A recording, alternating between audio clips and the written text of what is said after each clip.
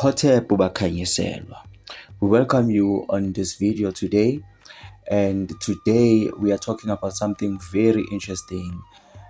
Today I want us to look at the connection between abadala baseKhemu, abangoma abafihliweyo, right? Bona abakhulu baseKhemu, and Mudemunchu and Credo Mutwa.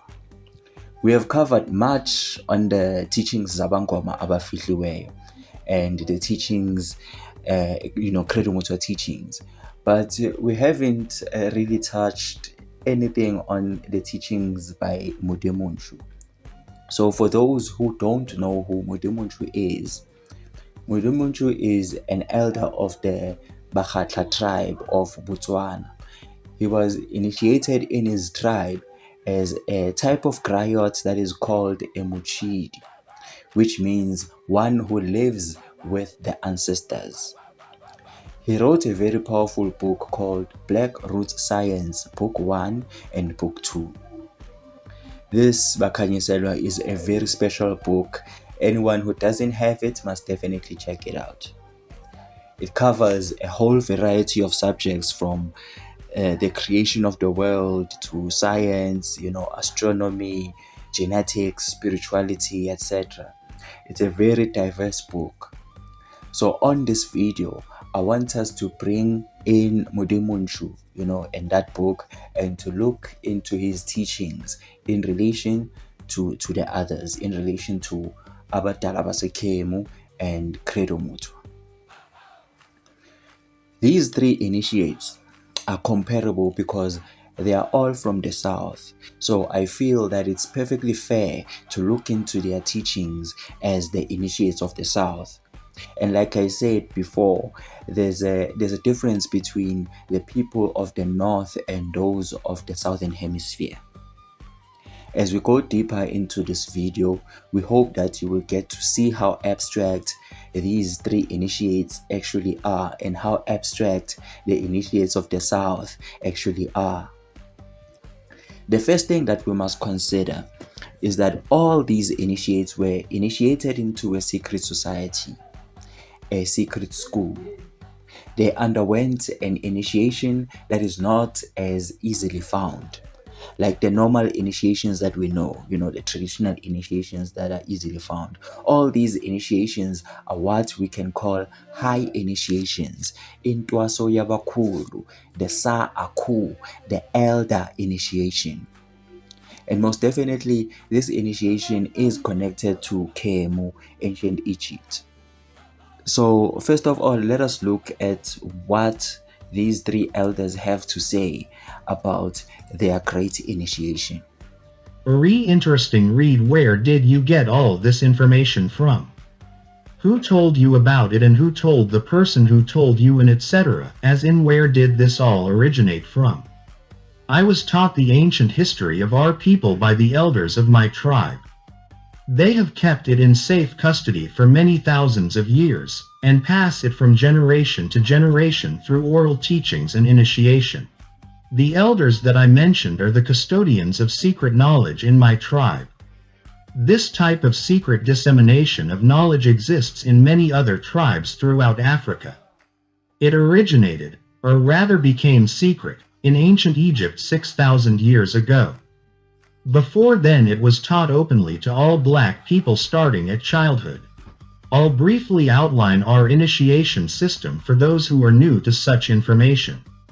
There are 3 types of initiatory training among my people, as is the case among many African tribes. The first is general rites, as you put it, which youths undergo at about puberty. After that, a handful are selected to be trained as Dinaka, Naka, singular, Dinaka, plural. The term, Sangoma, belongs to the Zulu tribe, and is not used among us, but it means the same thing, as you probably know. A second group, much smaller, is then selected at a later stage to be trained as griots. I am a griot, a tribal historian, and not a Naka. There are 2 types of griots. The first is called Moseki, or a memorizing griot, for lack of a better word. Such initiates are trained usually from childhood in certain rites that vastly improve their powers of memory to exceed that of ordinary people. Then they are taught oral history, and memorize it word for word, so they can transmit it to following generations exactly as they received it. The second type of griot is called machidi. This word is difficult to translate, but it effectively means one who lives with the ancestors. I am a machidi. And like I say, I asked him first about the origin of the knowledge that he's about to pass on. When the white man started destroying our religion, when he started demonizing our gods, when he started ridiculing what we believed in and actually using educated Africans to destroy that ancient African religion, in many parts of Africa, say, our ancient religion went underground. And there were, call them secret societies, all over South Africa and Central Africa and East Africa and West Africa, where this knowledge was stored and kept by aging guardians, many of whom did not know that in other parts of the land there were other guardians who were doing exactly as they were doing. Now, when I first became a Sangoma, I was already, say, a person of education. I had entered school as a child of 14 years, and when I became a Sangoma, I was a youth of 16 years. And what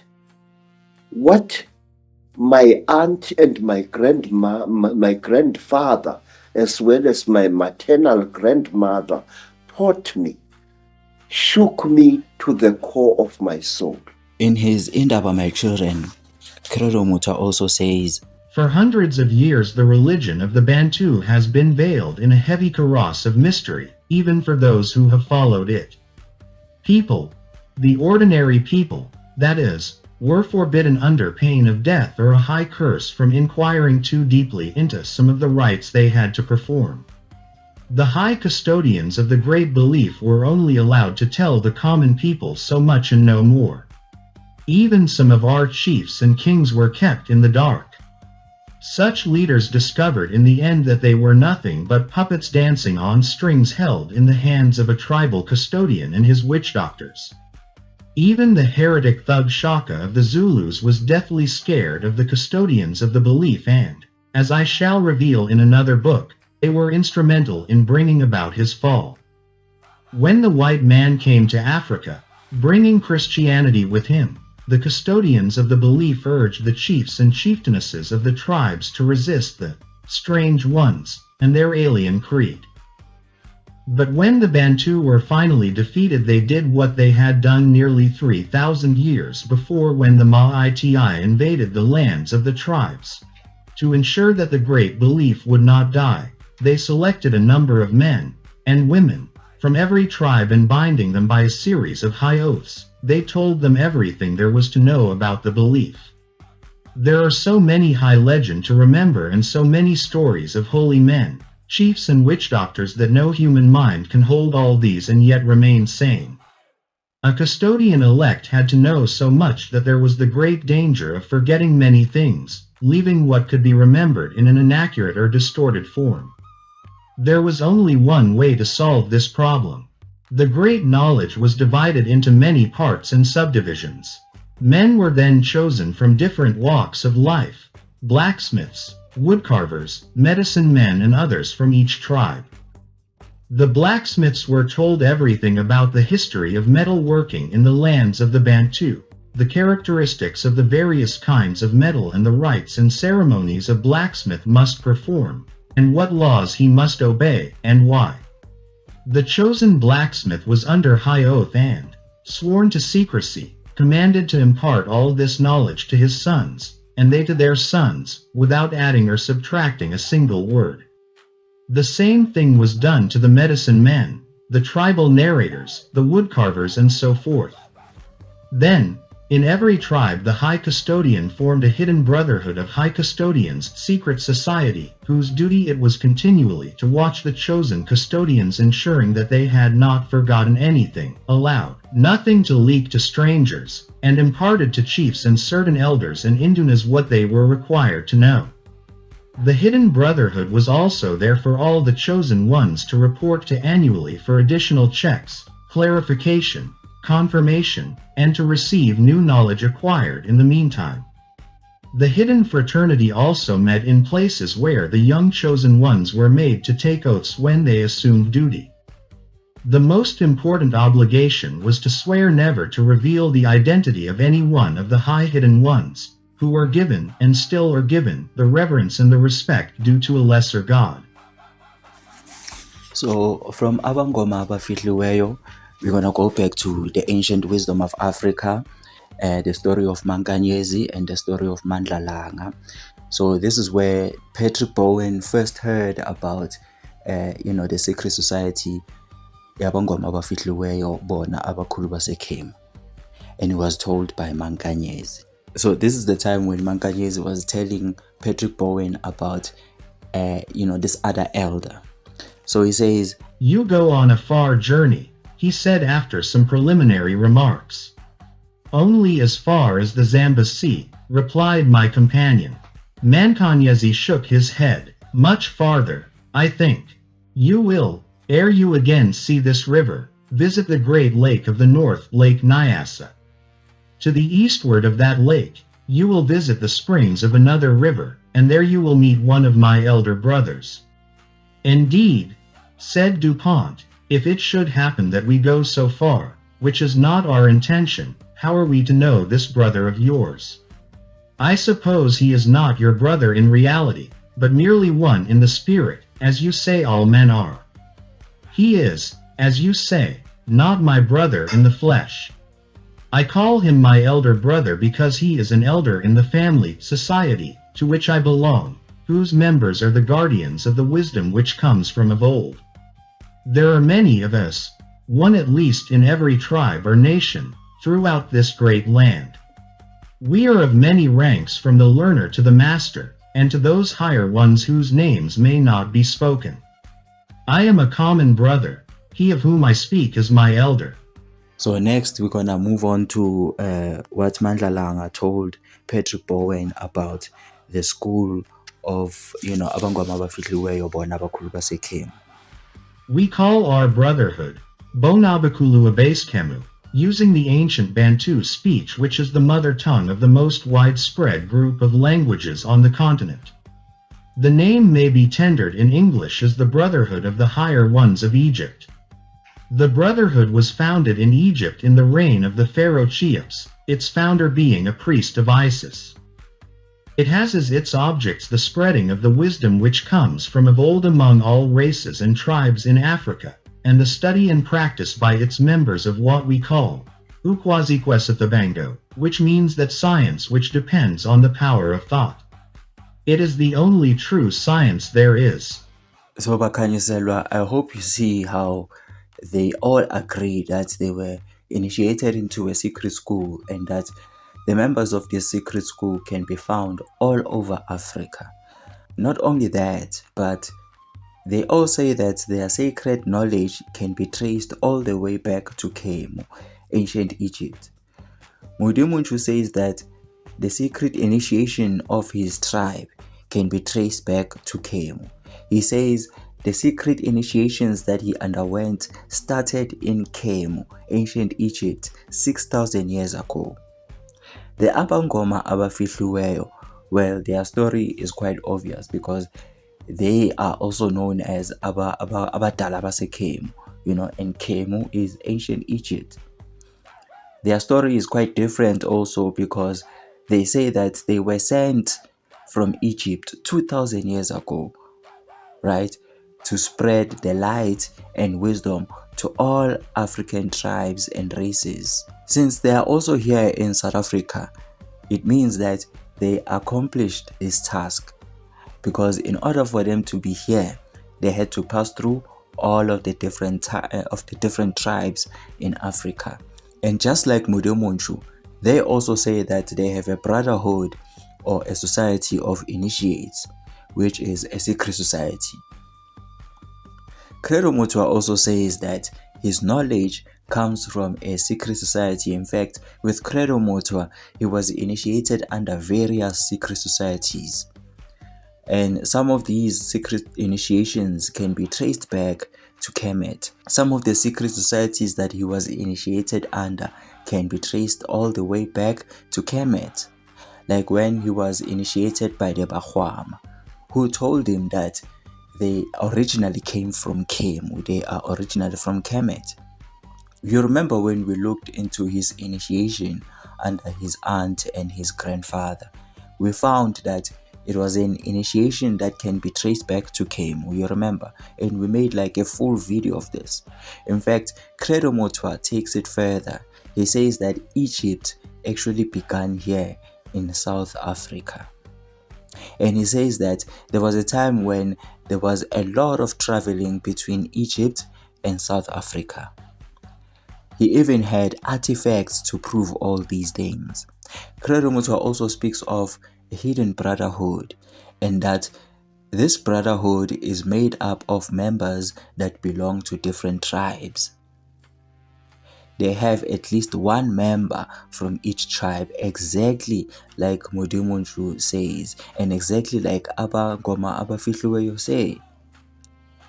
So Bakanyiselwa, we see here that there is a connection between these three initiates, in that they underwent a secret initiation, and they belong to a secret society which is made up of various members belonging to various tribes.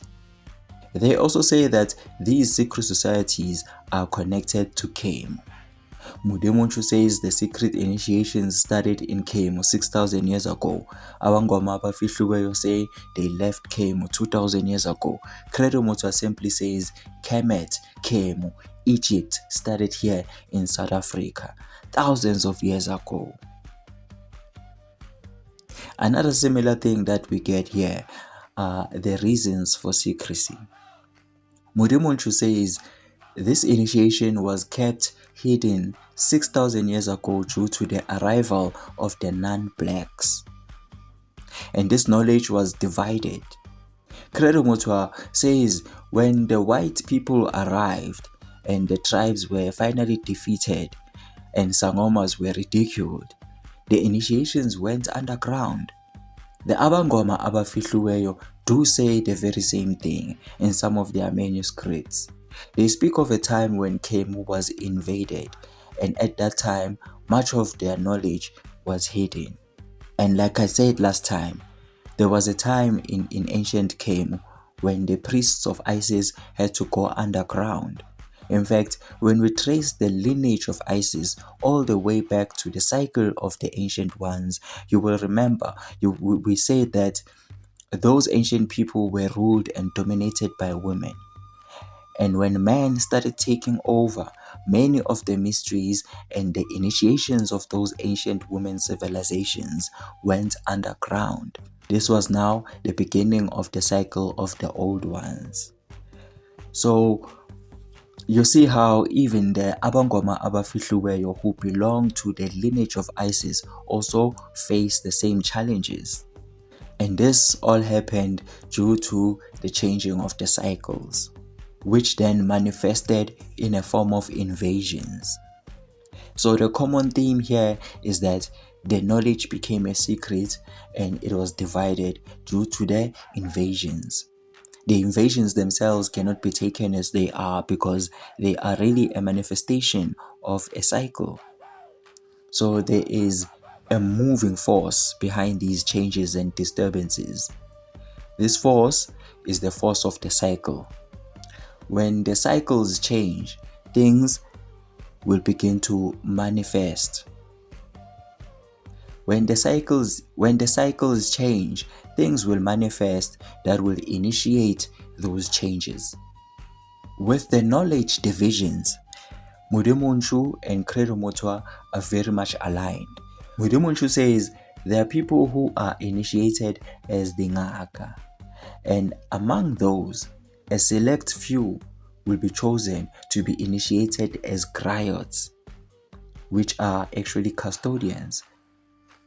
Mudimunchu also says there are two types of griots among the Bakhatla. There is a Museki, who is a memorizing griot, and there is a Muchidi, who is one who lives with their ancestors. Credo Mutwa also says the same thing about the hidden brotherhood. He says a select few are chosen among the blacksmiths, healers, herbalists, etc. And they are all given the knowledge as custodians. So they are initiated as the Museki, a memorizing griot. Credo Mutwa was a straight up Museki. Obviously, he was a memorizing griot. Whereas Mudimunchu says that he is a Muchidi, one who lives with the ancestors. And reading his books, it is not so difficult to see that, because Mudimunchu goes deep, I will not lie. Also, Credo Mutwa was first initiated as a Sangoma before he was initiated as a custodian. He worked for so many years as a Sangoma before he was called to be initiated as a custodian. Right, Mudimunchu also underwent the same journey. He was initiated first as a Ngaka. Then after working as a Ngaka for some years, he was then summoned by the elders to be initiated as a chosen one, who is a Museki. Now with the Abadala Basekemu, they also have various degrees of initiation. When Mudimunchu speaks about the level of Engaka and Credo Mutwa speaks about the Sangoma, it is basically the traditional healer that we are familiar with, right? This level of a traditional healer is equivalent to the first degree among the Abangoma Abafihliweyo, right? The first degree is the probation phase, right? Uhlaka. Then out of the first degree initiates, they will now select disciples who will be the Abakhetwa, the chosen ones. The Abakhetwa, the disciples, are the avowed members of the brotherhood. Like Credo Mutwa says, the newly chosen ones must take vows and oaths of secrecy to the brotherhood. So the entrance phase of a Museki and a Muchidi is the second degree among the Abafihliweyo. Credo Mutwa says this is the level of a Sanusi, because indeed it represents an entrance into the hidden brotherhood. Even Abangoma Abafihliweyo call themselves Izanyusi. When you enter into their school, you automatically become Isanyusi as a member. What Credo Mutwa and Abangoma Abafihliweyo call Isanusi is what Mudimunchu calls a Museki and a Muchidi. And it's interesting because what Mudimunchu says is a Museki, a memorizing griot, is what Credo Mutwa says is a Sanusi. What Mudimunchu calls a Muchidi, one who lives with their ancestors, is what Abangoma Abafihliweyo say is a Sanusi. So the same word applies to both words. Maybe we can say that there are different types of Sanusis, a Museki and a Muchidi, different types of Sanusis. As Mudimunchu also does say that he is also a custodian. On the other hand, Credo Mutwa, Mudimunchu, and Abangoma Abafihliweyo all speak about the 7 great initiations, and that this is the type of initiation that they underwent. When we look deeper into this initiation, we find that it is exactly the same initiation. It is a type of initiation that is based on the mysteries of the self and the mysteries of Idlozi Netongo. When you understand the mysteries of Idlozi Netongo, you will automatically understand Mudimunchu, Credo Mutwa, and Abangoma Abafihliweyo. That's why the mysteries of Idlozi are very important. And I did say that they are imfundiso zembembe nono, the capstone teachings that put everything together into one, just like a capstone. Maybe one day we must go deeper into this teaching. Now let us check out what the elders have to say about the 7 great initiations. The original gods also established 7 great rituals of initiation to be used by the leaders to elevate all new people to divine unity. God's purpose for 7. BLACKROOTS science creating universe after universe is to increase himself per self. Every person who completes the 7 great rituals becomes full God, exactly like the original people. At that moment of completion, God rediscovers himself, herself anew, as if she had never existed before. That is how God renews himself, herself, thus overcoming the stagnancy that would be the case in an eternally all-knowing being who never changes. 15. In addition to the 7 great rituals, the original people also established many other rituals and customs covering every area of science and life. They then initiated the leaders of their descendants into this knowledge before passing.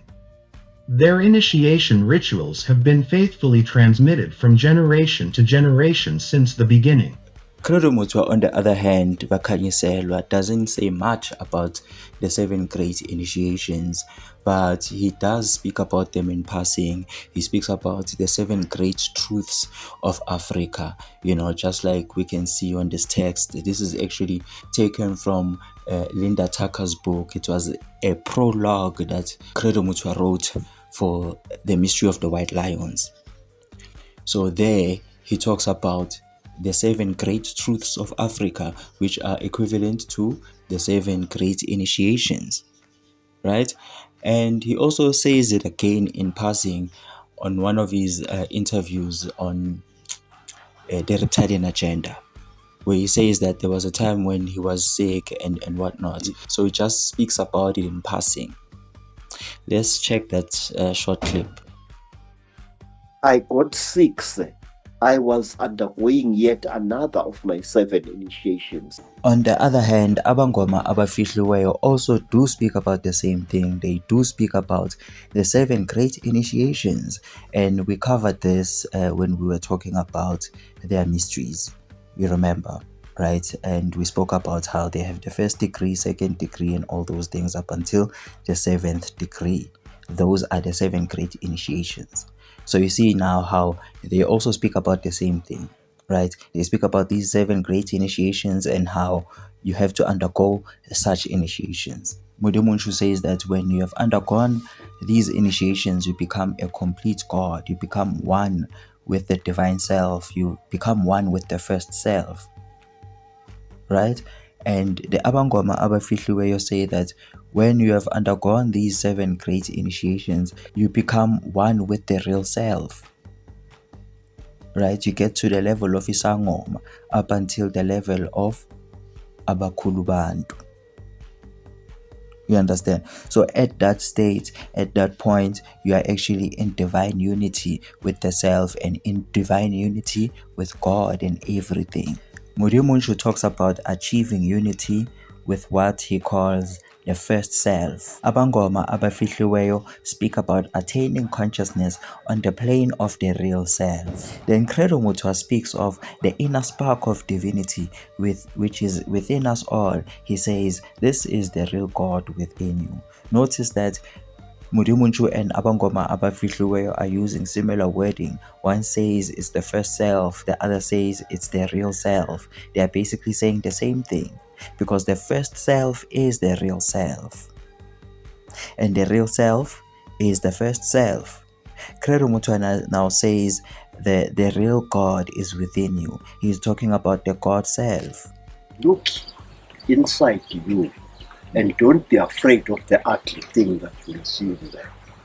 That's the big man you're looking for, all the people. God is in us, not Exactly. up there. God is immediate here, Yes. not beyond those stars. Right?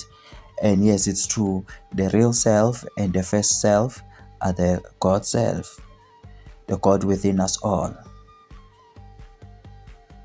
As you can see, the elders are agreeable with each other here when it comes to this. Credo Mutwa has a video where he talks about his experience with his unity.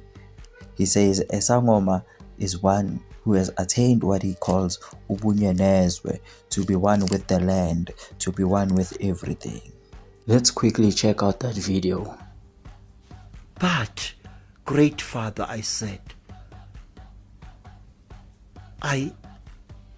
why do I feel as if I should embrace everybody? Because you are everybody. That is what a true Sangoma should be. You should feel that you are everyone and anyone.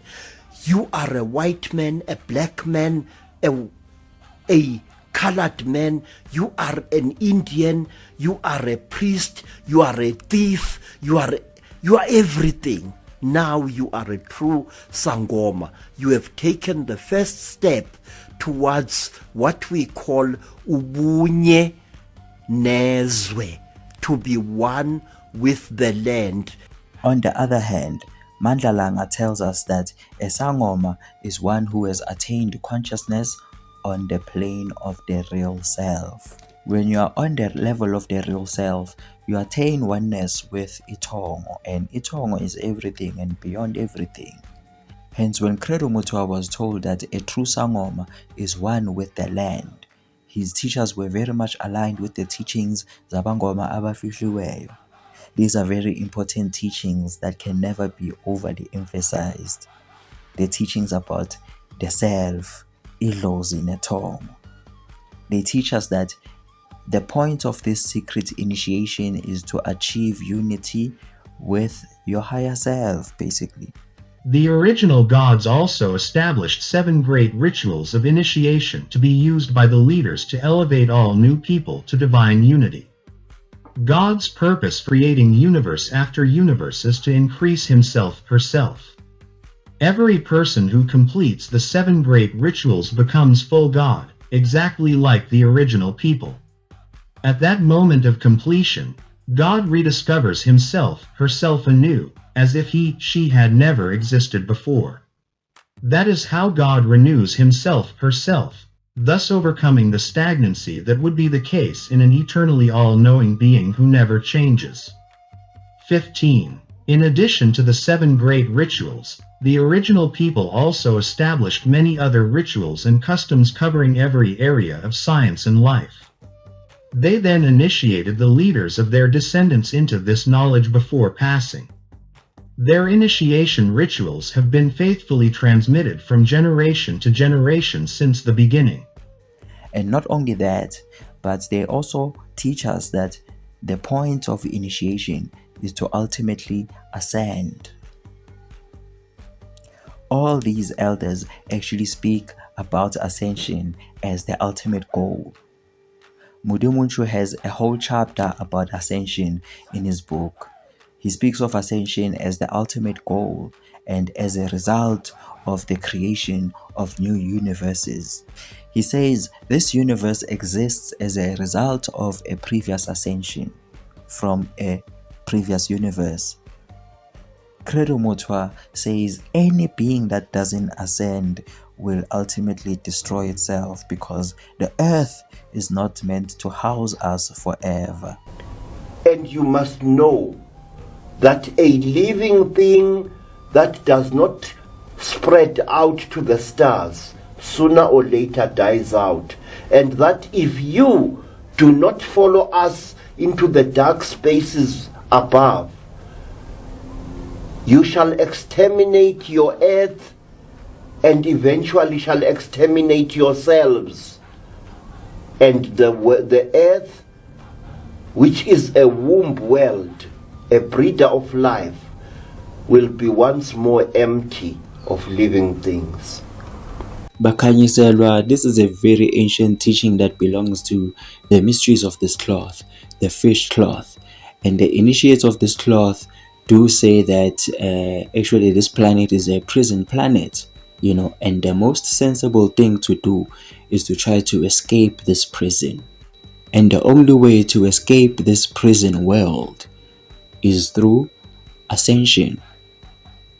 Abangoma abafihliweyo also speak about those whom they call the Abakhulu Bantu, which are the ascended masters.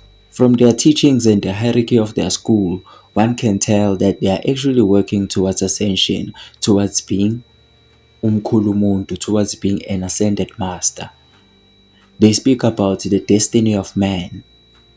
Remember this teaching. They say man has to reincarnate again and again until he becomes one with it all.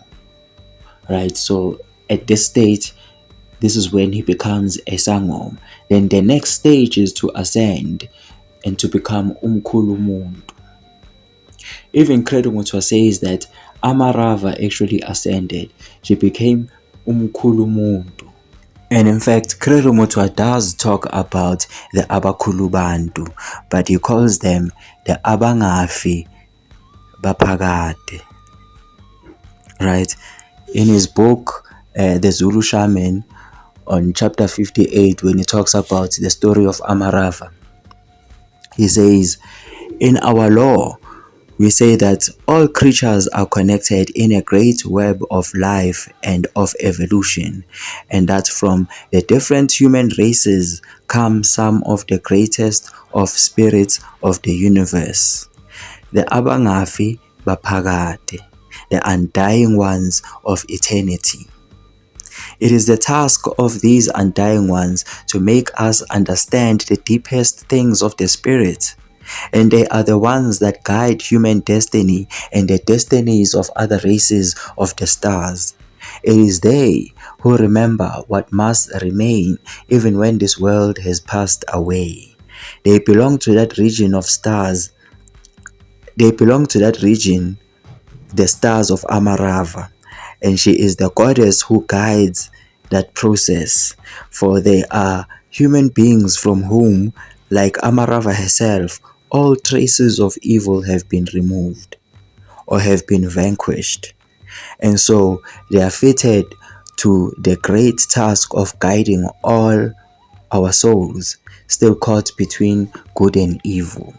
So here Bakhanyiselwa, Credo Mutwa is directly talking about the Abakhulu Bantu, the ascended masters who are among the stars of Amarava, and are guiding human souls towards their evolution. So this is the same thing. It's the same ascension. They are all talking about the same thing. Now, let us look at what Abangoma Abafihliweyo say, because they also speak about the Abakhulu Bantu. Who are the Abakhulu Bantu according to Abangoma Abafihliweyo? So listen to this, Bakhanyiselwa. Let it not be thought that R.I. Sangoma, elevated though they be, represent the supreme development possible to man on the physical plane. It is not so. There are others, not of any brotherhood, save the brotherhood of all. We call them Abakhulu Bantu, that is supreme ones, or perfect men. These are men for whom the necessity for rebirth has ceased. They dwell on earth in physical form by their own will, and retain or relinquish that form as they choose. I speak of them but to assure the pupil of their existence. Few, below the grade of master, have ever seen one in the flesh, though all, from disciple upward, may meet them in the spirit. Oh my God. So these are the Abakhulu Bantu. They say they are immortal. Really, the necessity for rebirth has ceased, meaning they are immortal. They do not die. They have ascended. They are beyond death, in other words. Right? Mudimunchu also speaks about the ascended masters and ascension. In fact, we also mentioned that Mudimunchu teaches us about how this universe is actually a result of the ascension of the previous universe. Right? So there was this divine unity that happened in the previous universe, and then there was this mind expansion. Let's check out what he has to say. The first Earth mentioned above was created by the B8 meters original gods from the stars of the previous universe. They had existed in that previous universe, toward its end, along with trillions upon countless trillions of other people, in a state of mind called divine unity, or the oneness of God. It is a state of mind where all the people in the universe unite as one. This one is God in truth, not the spirit, God of modern religions. 5. When the trillions upon trillions of people at the end of the previous universe were united as one, they experienced an indescribable expansion of their minds, which were as one mind. It expanded to such an extent that it not only circumscribed their entire universe, but exceeded its boundaries by an immeasurable extent. The one mind, or God, became so large that the Theos universe could no longer contain him her. She felt a need for a larger universe in which the experience of life would continue. The trillions upon trillions of people, still united as one, then decided to abandon that universe. They consciously left their perfected bodies and rose in mind far above the universe. They then looked down on it and saw it as a small sphere, the way our Earth looks when seen from high above in space. 6. Now, the mind is always attached to the body. There is no such thing as a mind without a body, as so-called spiritualists would like us to believe. The mind can extend beyond the outer reaches of space, even expand infinitely, but a magnetic attraction always attaches it to the physical body. The magnetic attraction dissipates at death, and the mind and individual personality, or soul, then ascends. I will discuss ascension at a later time. 7. The unified mind of the people, who were as one person, was so immense that the stars appeared to be the size of atoms. So Murumunchu talks about the 1,000,000,008,000,000 gods who ascended from the previous universe, right? So these are the Abakulu Bantu, the 1,000,008,000,000 Abakulu Bantu, 1,000,008,000,000 ascended masters who ascended from a previous universe, expanded their unified mind, and created a new universe where the previous universe became an atom. Or the previous universe became the first earth. So the elders are basically talking about the same thing. Mudemunchu is basically saying that when you undergo this process of initiation, the 7 great initiations, and you become an ascended master, you become now part of the gods, right? You become one of the 1,000,008,000,000 gods, because now you are in unity with your elder self, your first self, because your first self is one of the 1,000,008,000,000 gods. So when you ascend to that, particular God, to that particular first self, which is now connecting you to the rest of creation, to the rest of everything. This is what he calls divine unity. This is when you become one with God, you become one with the original people, and you become just like the original people who were well connected with their first selves. So in this state, you are manifesting God on earth. You are manifesting one of the 1,000,008,000,000 gods right here on earth. And when we do that, when humanity does that, at some point, then there'll be this mind expansion, this planetary mind expansion. It's the very same thing that Abangoma, Abafihliwe are talking about. It's the very same thing that Krirumutwa is talking about when they say that any being that thinks they're gonna exist here on this earth forever is ultimately gonna destroy itself and destroy this earth. Right? So human beings need to ascend. There's no other way. It's either destruction or ascension. Initiations of ascension are very, very deep. This is what I was also telling you about, where you now have to choose between survival. It's either It's either you die or you get enlightened. There's no other way, you know. So choosing survival means that you're gonna have to choose ascension. Choosing the material world means that you are choosing death. Abangoma abafihliweyo, Modimo Ntsho, Credo Mutwa, both preach the same message, especially when it comes to the ascension part, to say we are here to ascend. That is it. From Credo Mutwa we have the Abangafi Baphakade. From Abangoma abafihliweyo we have Abakhulu Bantu, and from Modimo Ntsho we have the 1 billion 8 million gods. All of these are the same things. It's just that Abangoma abafihliweyo and Credo Mutwa are really just using the vernacular language, you know, to say Abakhulu Bantu and to say the Abangafi Baphakade. Right? And then the other one simply just says 1 billion 8 million gods, or the gods. All of these guys are basically saying the same thing. So with regards to this, we can see how they connect. They are saying, in terms of their initiation, when you undergo their processes, you are basically now working towards ascension.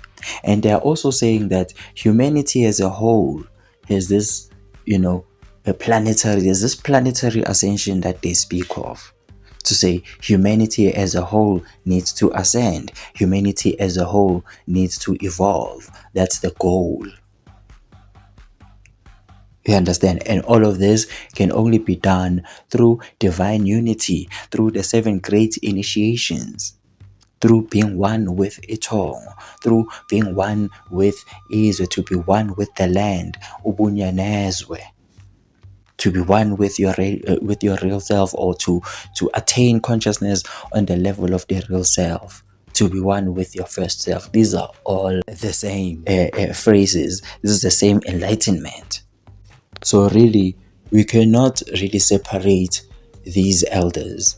We cannot really separate their messages, right? All of them are right here in the South, and all of them are preaching the same message. When you go deeper into all of their teachings, you'll realize that they do not speak about gods, at least not in a way that a lot of people speak about gods. Modimo Ntsho does talk about gods. We just spoke about the 1 billion 8 million gods, but you must know that obviously, we are not talking about the same thing, to say, Ra, Asa, and all those things, or Osiris. No, we are not talking about that. Now we are talking about the first self. You understand? So now, when you study Modimo Ntsho's his teachings, you realize that he's very abstract. There are no symbols there. He just says things as they are. And that is exactly what the initiates of the South do. They take things as they are. They remove all the symbols. Right? Modimo Ntsho is even worse, because is very strict. There's no storytelling, there's no mythology, there's no this, there's no that. It's just, this is what it is. The gods, they came here, and we're not talking about principles. We are talking actual gods. We are talking black gods, people like me and you. So that's how abstract, that's how much it removes all of those symbols. There's nothing symbolical or representative about anything that he says. Alright? So we are not dealing about gods. It doesn't talk about worshipping gods. No, it doesn't talk about worshipping spirits. It just talks about being in unity with the divine self. Credo Mutwa also does the same thing. He removes all of the mysteries. He demystifies the mysteries of the gods, to say, no, these gods are not really gods like we think. These are just alien creatures. That is it. These are not spiritual beings or some divine beings.